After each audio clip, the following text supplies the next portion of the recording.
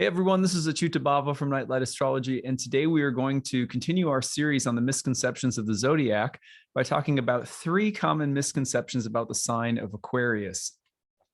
So I hope you guys have been enjoying this series. Last episode, we talked about Capricorn, another Saturn-ruled sign today in Aquarius. So I've got some literature ready, and we're going to unpack this sign and hopefully help everybody learn a little bit more about the sign of Aquarius.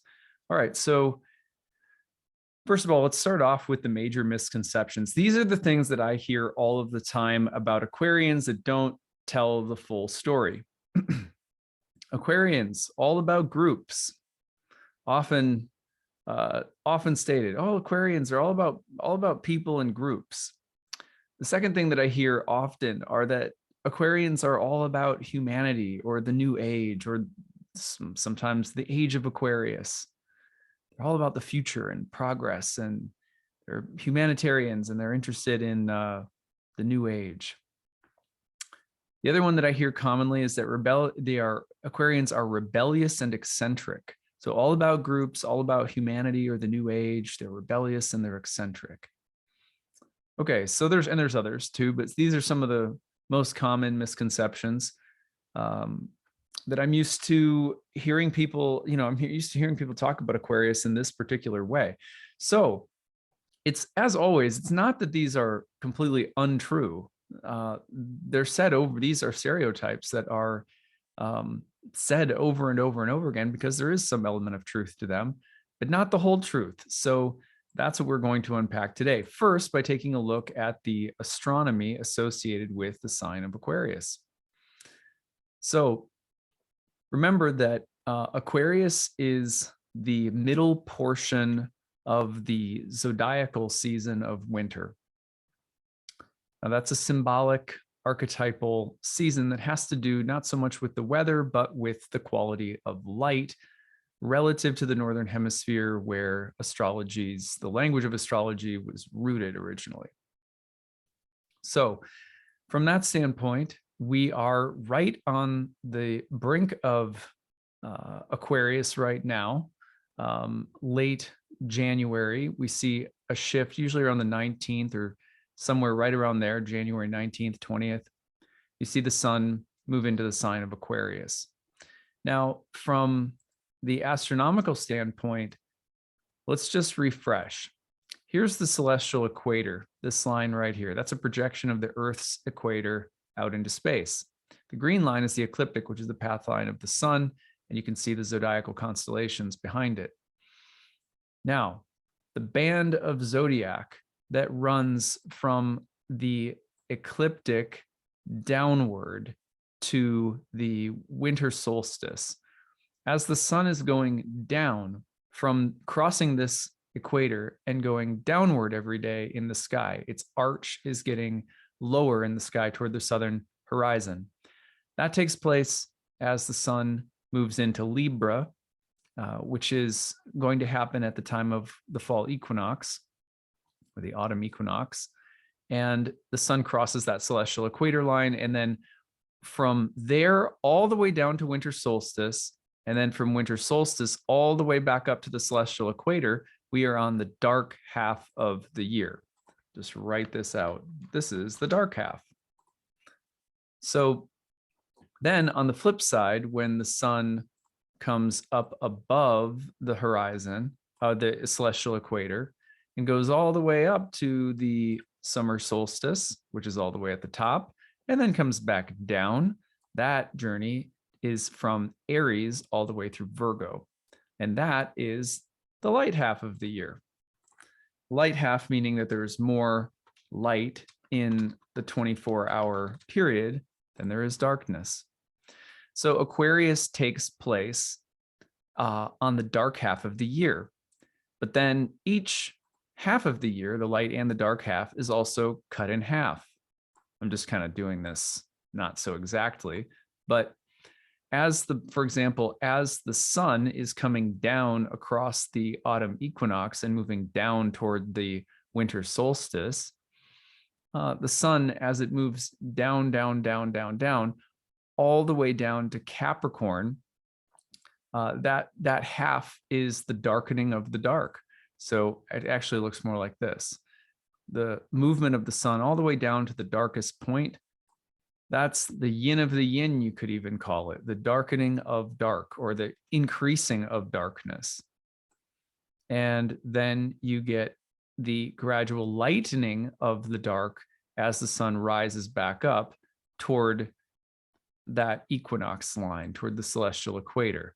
But whether you're going down toward the winter solstice or up toward the spring equinox from the winter solstice, you are still on the dark half of the year. But there's two different sides of the dark half of the year. One is, again, where darkness is growing from Libra to Capricorn, and then where darkness still reigns, but light is returning from Capricorn to Pisces.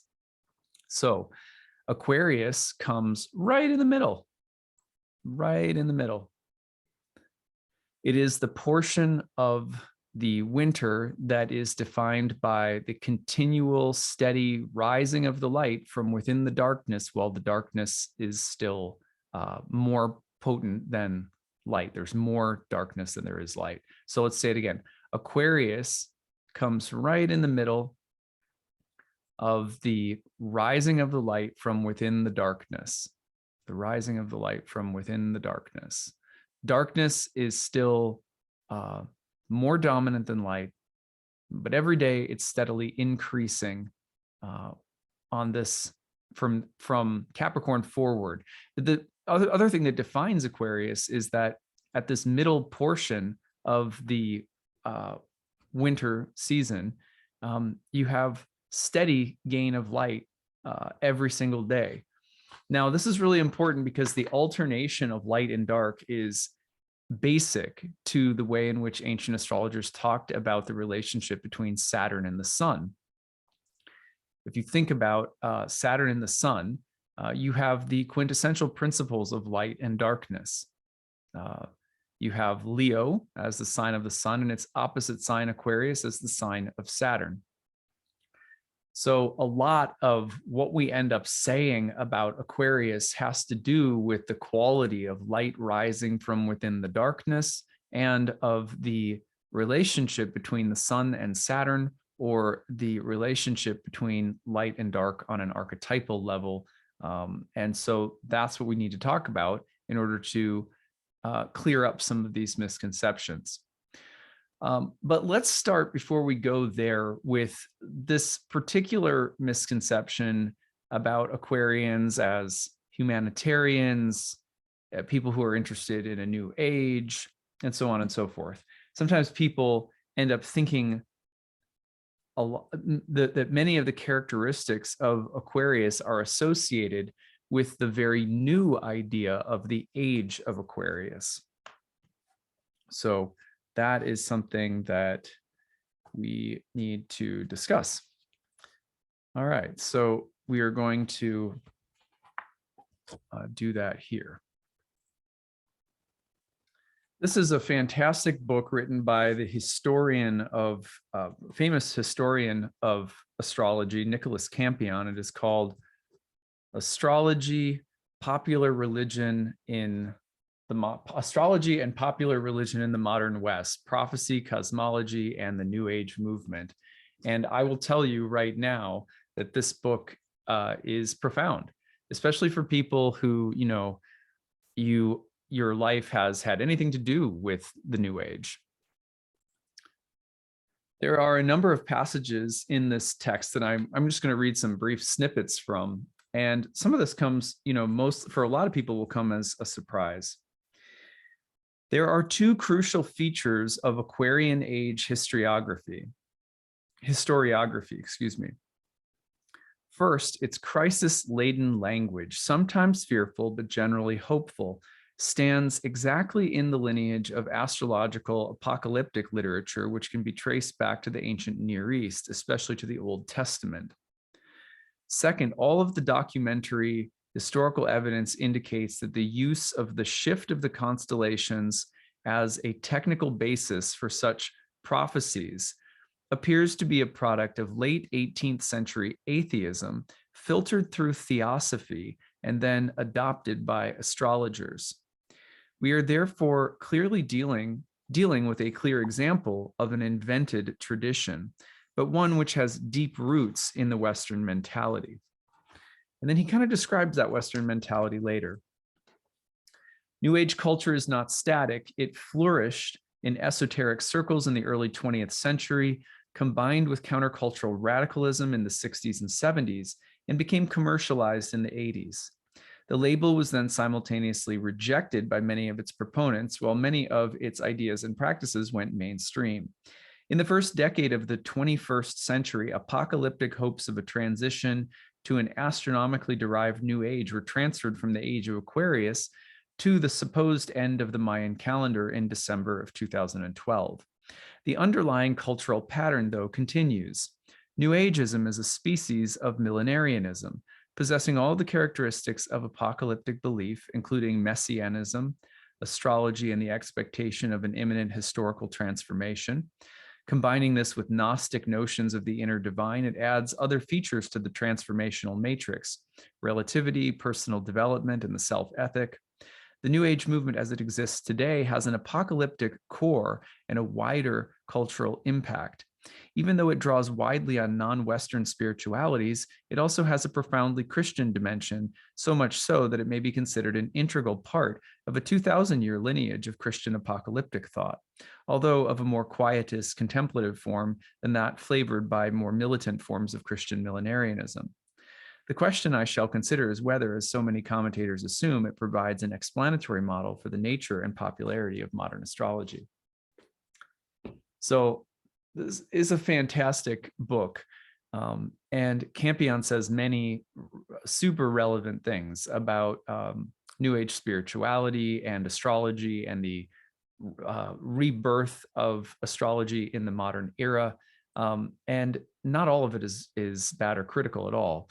But a few things. One, many of the associations with Aquarius as being all about groups or as being interested in humanitarian things or progressive New Age kinds of things come from this rather recent invented tradition that purports that we're on the cusp of the age of Aquarius, that we were in the age of Pisces, and so on and so forth. The simple point is that while it is not new for astrologers to be thinking about ages, ancient astrologers had a very different way of thinking about ages than we do today. For example, there was a cycling of different ages that many early philosophers and mystics shared in both the East and the West, although they were sometimes given different names or ordered differently. But that there were dark ages and light ages that rotated in a circular way. Also, the Christian tradition of several thousand years believing that we are in a destructive phase and that there's a rebirth is needed or is imminent, that there is the need for a major leap, a paradigm change, a leap in consciousness, and that this is happening in a make or break moment in history. That's actually, as Campion points out throughout his entire book, that's actually a recurring historical, cultural, sociological, religious phenomenon for thousands of years. And every new moment in history tends to have a certain portion of religious and spiritual believers who think that they are living in the end times or that an imminent leap in consciousness is about to happen. It's not to say that I personally, it's not for me. It's not to say that we don't see some kind of collective, evolution, and that the outer planets, for example, can't depict some of the ways in which, archetypal seasons of life are unfolding in the collective. But it is to say that it's a very particular niche way of thinking about things to assume that we're on the brink of a major level up in consciousness. Tends to look at history in a very linear way. Ancient astrologers tend to look at it in a very circular way, that light and dark ages progress and regress historically, culturally, societally, happen, and in some cases have been happening eternally. Whereas, often the view that ends up having the most dominant voice about the qualities of Aquarius comes from a lot of very particular ideas about history and progress and the linear nature of time and apocalypse and big leaps in consciousness that will take us forward. And none of which are necessarily new, and none of which have ever really been a dominant way of thinking about ages or the sign of Aquarius throughout the thousands of years of astrological history. So it's just important to note that, because as it turns out, the age of Aquarius is something that is maybe 150 years old. So it's not again, not to deflate, purposely try to deflate people who believe in the age of Aquarius. It's just important to understand what's historically that's cast a particular shadow over the way that we interpret the sign of Aquarius, which didn't necessarily traditionally have to do with people. The conflation with the age of Aquarius and what we think about Aquarius as a sign in astrology. So that's the first thing, is that there's nothing historically, there's nothing particularly humanitarian, new age, millenarian. There's nothing about the being on the brink of the next big leap in human consciousness that's inherently has anything to do with the sign of Aquarius. Similarly, we get another conflation, which is that Aquarians are all about groups. And this, unfortunately, comes from another way of thinking about the zodiac that's also mostly incorrect. So let me just show you a picture of the zodiac. So in ancient astrology, the 11th house right here was called the joy of Jupiter and the house of good spirit. In modern astrology, one of the ways that astrologers, lacking in a sufficient knowledge of ancient source texts, because they were not yet available as translations into the English language, not until rather recently have they been, in fact, astrologers, understandably trying to figure out the rationale behind the topics of the 12 houses, said, well, it must be that Aries has something to do with the first house, and it must be that Taurus has something to do with the second, and Gemini with the third, and so on. And so sometimes what we call this is the 12-letter alphabet, which means that we have, in modern astrology, you're often taught that the topics of the first house have something to do with the first sign. Aries and Mars and the first house all have something in common. And of course, we get a lot of people, well, for example, if you ask people about the 6th house, they'll often say something about Virgo. If you ask them about the 9th house, they'll tell you something about Sag, or the 8th house, they'll tell you something about Scorpio. Ask about the 12th house, they will certainly say something about Neptune and Pisces, right? But the idea is that that's not actually how the rationale of the houses was established. And so because the 11th house is sometimes associated with groups of people, voila, the 11th sign, Aquarius, gets associated with groups of people. But let me just show you what the 11th house, we'll tell you a little bit about the 11th house, what it meant and why it meant what it meant, and why it doesn't really have anything to do with Aquarius. So the 11th house, again, was called the joy of Jupiter and the house of good spirit, good daimon. So the thing that's happening in the 11th house is planets are in the process by means of the primary motion of the sky. Let me just eliminate everything but Mercury here, and or we'll just do, maybe I'll just do Saturn. Makes sense, since Saturn's the ruler of Aquarius. But I didn't mean to take out the midheaven. Let's put that back. Okay, so here is Saturn in the 11th house. Now, one of the reasons that this was called the house, the joy of Jupiter and the house of good spirit, is because this house was thought of as a place that was in the process of climbing up to this house of manifestation, empowerment, and success in the 10th. So watch what happens if I advance the the primary motion of the sky. So if I'm just turning this wheel just like it will turn in the course of a 24-hour day, Saturn and Aquarius in the 11th become the 10th. So the 11th in time grows in power, grows in strength, gathers resources, and becomes the 10th. And so one of the primary meanings of the 11th, the reason that it's called the house of good spirit and the joy of Jupiter, is that this is a place of gaining and gathering resources and opportunities, people, allies, benefactors, and in time, the things in this house are promised to rise up and become powerful. So the 11th house was associated with allies and friends or benefactors insofar as in the progression of most of our careers or on the journey toward the realization of our ambitions, we typically need the help or resources, the aid and support of other people. Or we need the literal resources and money of powerful people, in which case the 11th house was understood as the resources of powerful people because it was also the second house from the 10th. So from a derived house standpoint, the 10th becomes the first and the 11th the second, which means that if the 10th is something like the government, then the 11th would be the government's money. The 10th is the king, then the 11th is the king's money.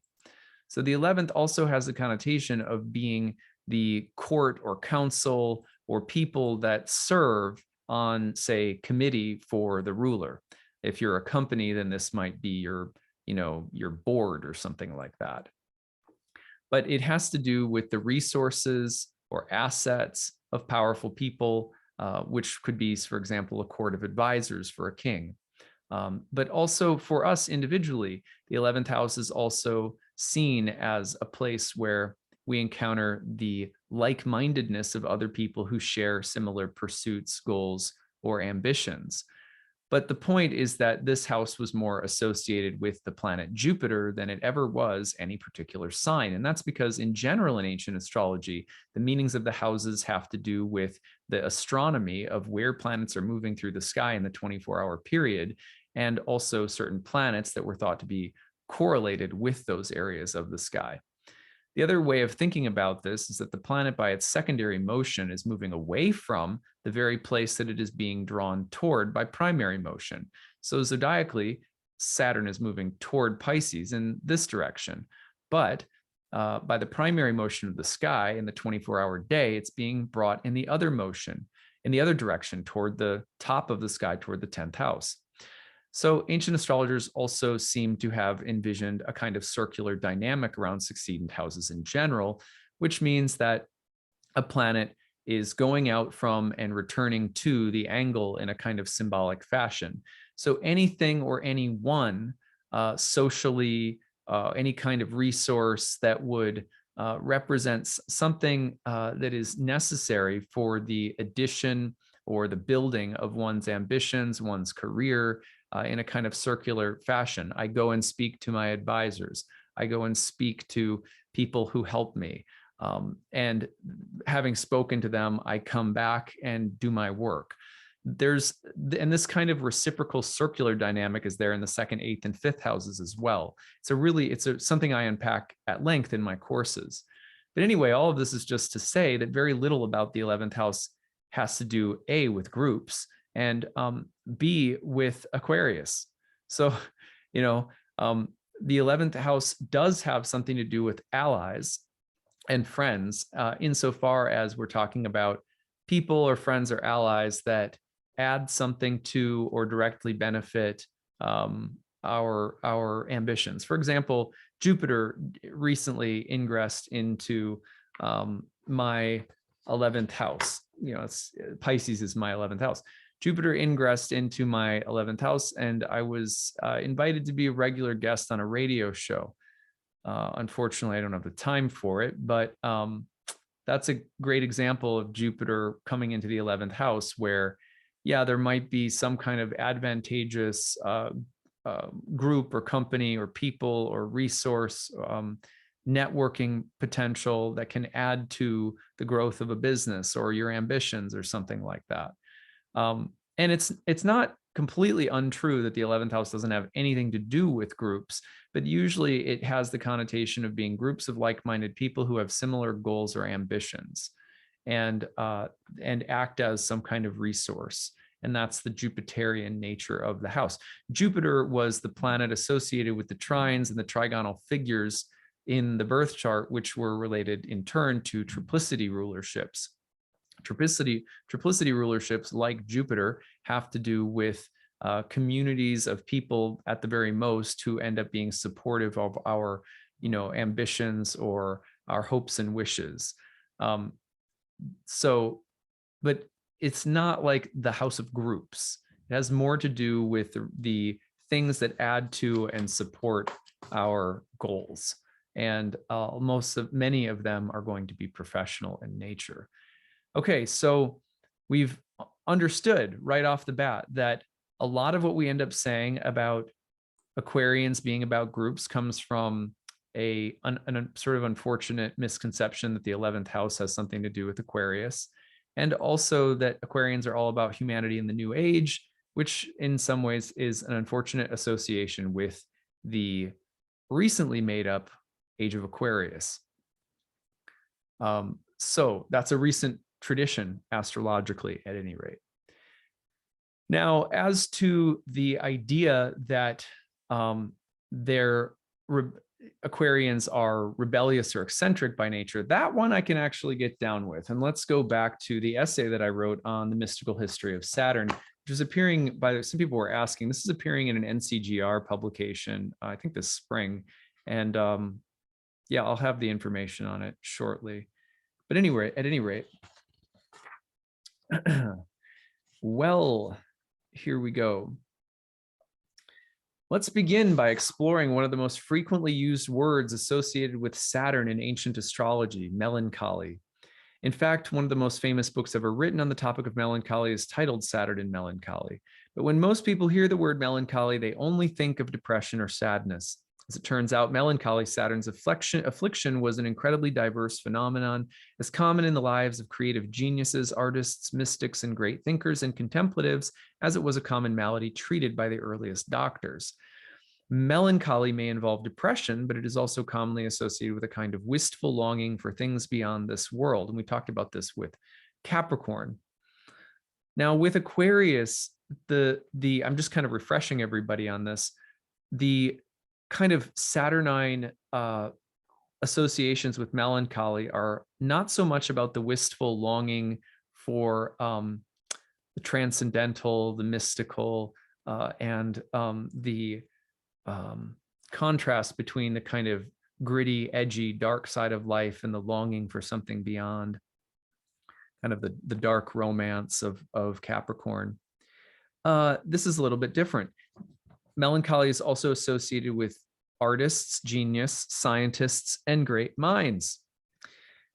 This is because Saturn was not merely the planet of order, structure, and limitation, but also the planet of horizons and thresholds. As the dimmest and most distant planet sitting on the edge of the sphere of the planets and the numinous beyond, Saturn represented the yearning of the human imagination for more than the mundane, as well as the feeling of being cursed, limited, held back, or depressed by that which is earthly, mortal, and confining.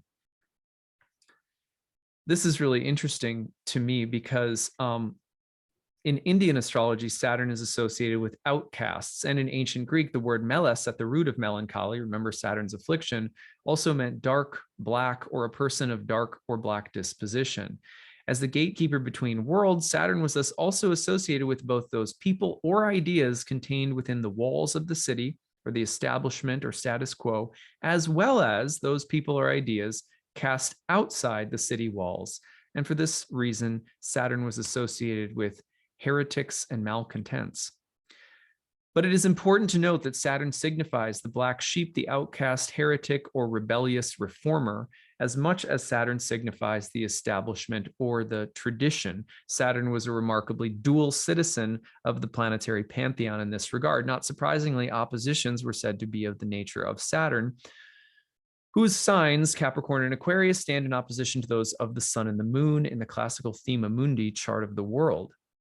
And just like an opposition includes two realities simultaneously with the potential for polarization or union, and don't forget, Saturn is exalted in the sign of Libra, the scales, so did Saturn in its very nature contain fundamentalists and heretics, contemplatives and depression, black sheeps and the establishment, limitation and the mystical yearning of those creative souls cursed by Saturn. So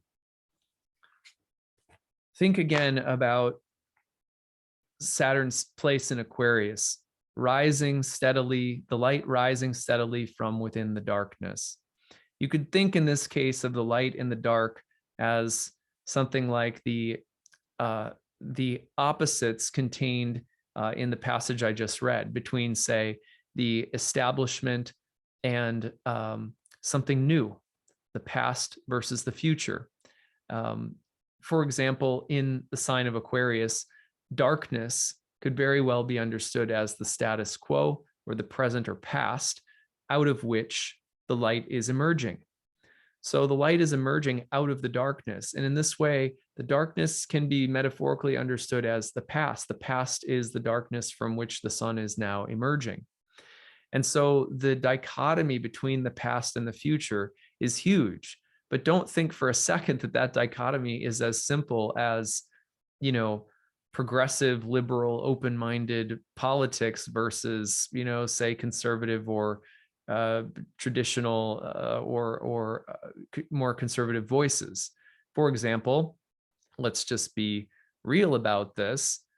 You know, Ronald Reagan, Alex Jones, Rush Limbaugh, heavy, all, you know, more conservative voices in American, the history of American politics, all have Aquarian suns, Aquarius sun and Jupiter in Aquarius for Alex Jones, Rush Limbaugh, Aquarius rising with Venus and Mars in the ascendant in Aquarius.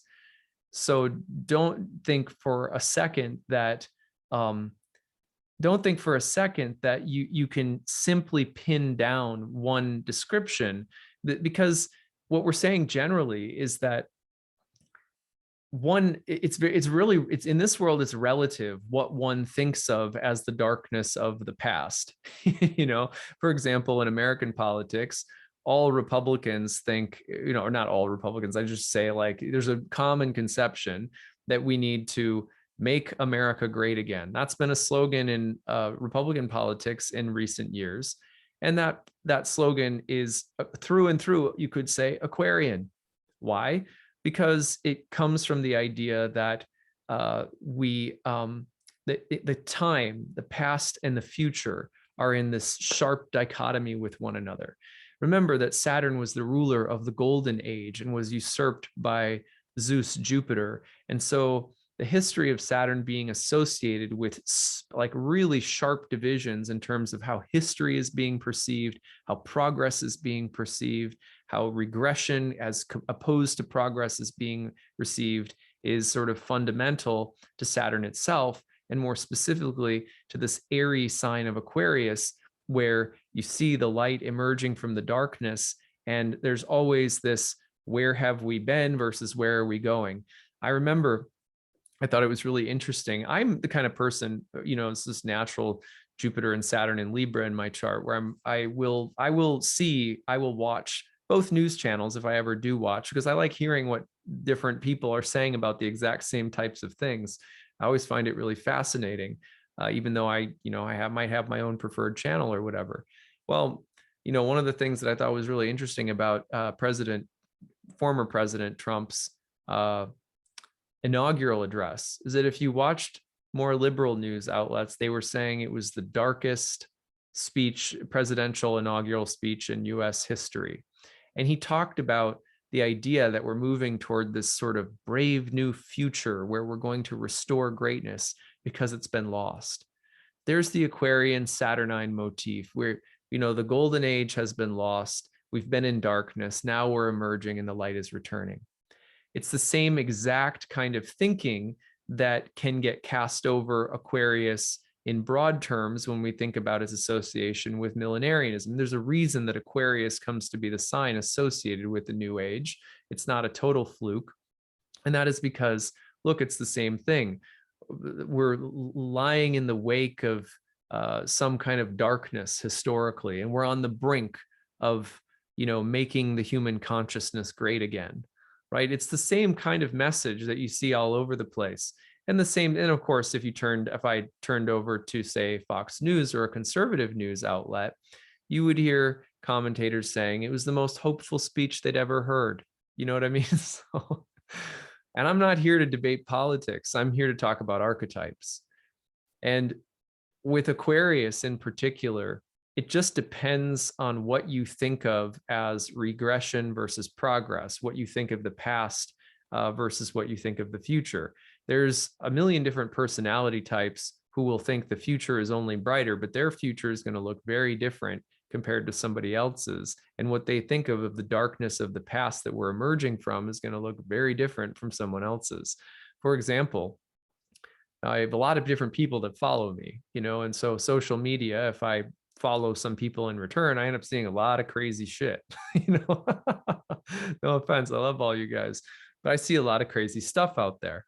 And one of the things that I see over and over again is, let's say, for example, on the abortion issue, we have taken a big step backward. I will see posted all over. And then I will also see people saying, thank God, abortion is not being allowed. We're taking a big step forward from a dark past. Well, the opposite can be true too. Someone will say, we're taking a big step backward into a dark past when we should have been continuing toward a bright future.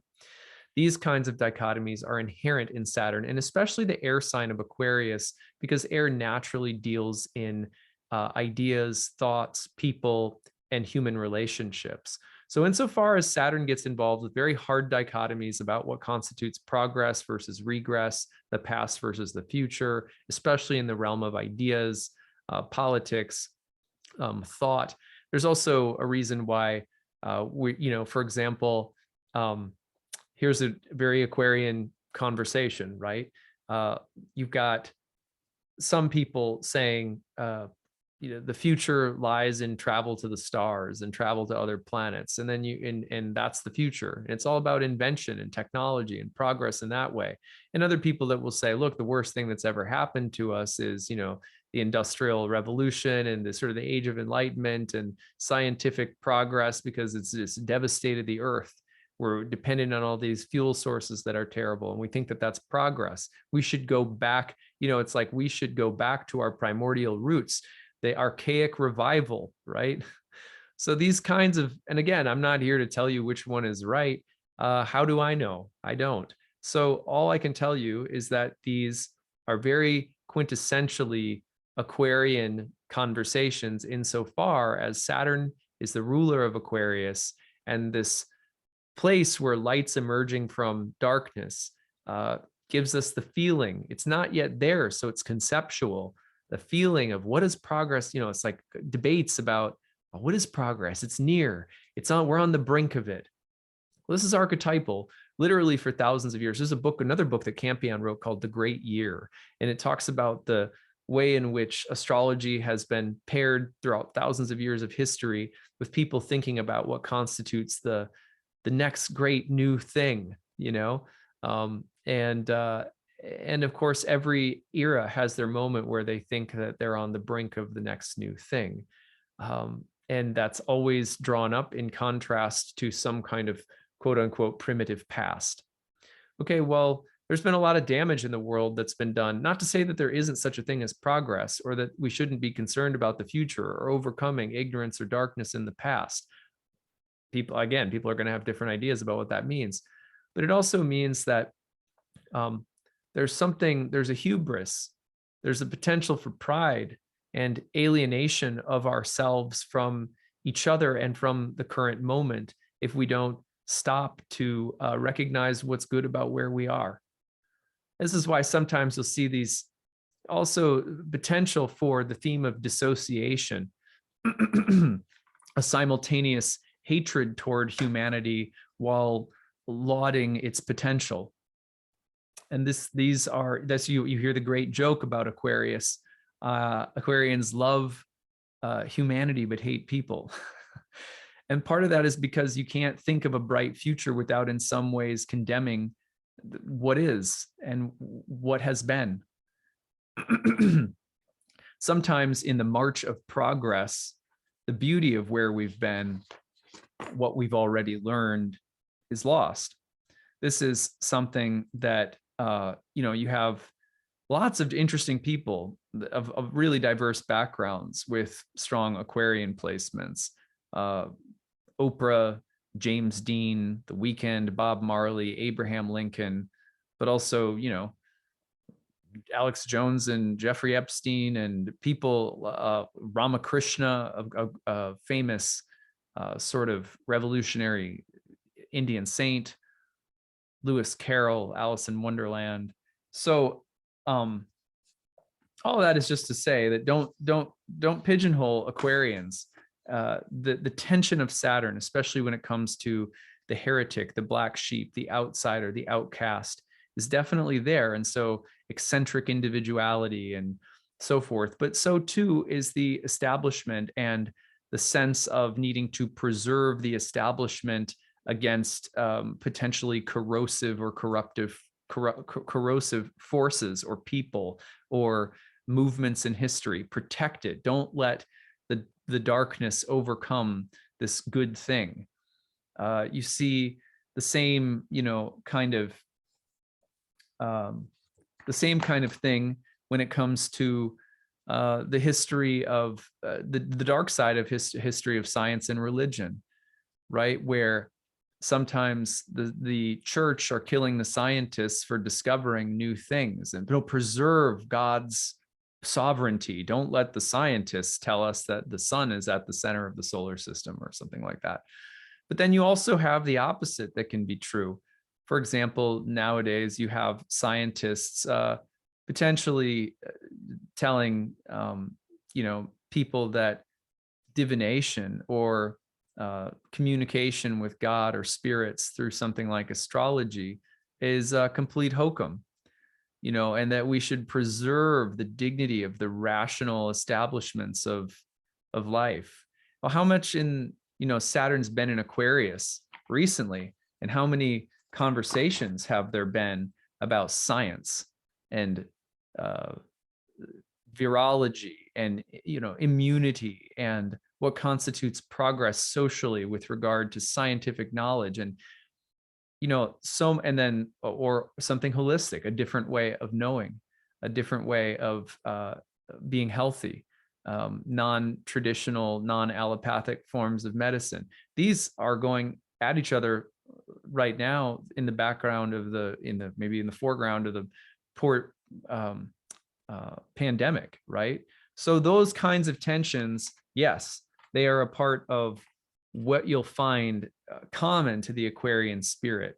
And I think one of the most underrated, amazing things about Aquarians, and I have a whole family with Aquarians, sisters Aquarius, dad's Aquarius, mom's Aquarius moon, grandma was Aquarius, 2 grandparents were Aquarians. So a lot of Aquarius energy in my life growing up. And I think one of the most fantastic things about Aquarians is the interest in what constitutes a brighter future, the interest in what constitutes progress. That's definitely there, as well as the mark of being different. I remember when I was a kid growing up that it was very controversial still at that time, unfortunately, for gay people to be openly gay as members of Christian churches in some cases. Well, my father, the Aquarian, made a point of openly acknowledging and celebrating the sexual orientation of the parishioners in our church and having them over to dinner at our house and things like that. And I remember my dad saying things like, the church needs to move forward, So you do have that like willingness to be an outsider, but just don't forget that Aquarius is also, that outsider means different things at different times to different people. And that the Saturnine energy can be as much about preserving a status quo or establishment against what are seen as rebellious forces as it can be about the rebellious force itself. That is the dichotomy of Saturn that most people get wrong about Aquarius. which is why you will see that kind of, but often what's interesting is that the same spirit, the same avant-garde, defiant, maverick renegade spirit will be present in people across the board, no matter whether they're defending something they consider to be worthy of defending against some kind of outside force, or if they're trying to upend a tradition or move something forward into an area of newness. The same kind of eccentric, rebellious, defiant energy is often there. And that was all traditionally associated specifically with Saturn and the relationship between heresy and establishment, as well as the black sheep or the outcast versus the establishment. It was all Saturnine. Another thing that most people think about Aquarius is that these qualities come from Uranus, and they don't.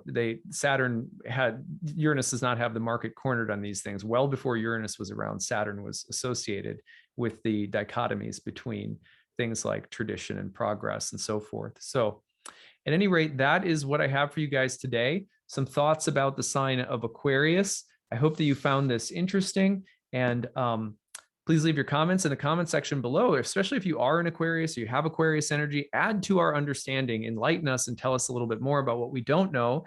And hopefully today you guys found this useful and informative. So our last sign of the series coming up, Pisces. I look forward to that one, and we will see you guys again soon. Take it easy, everyone. Bye.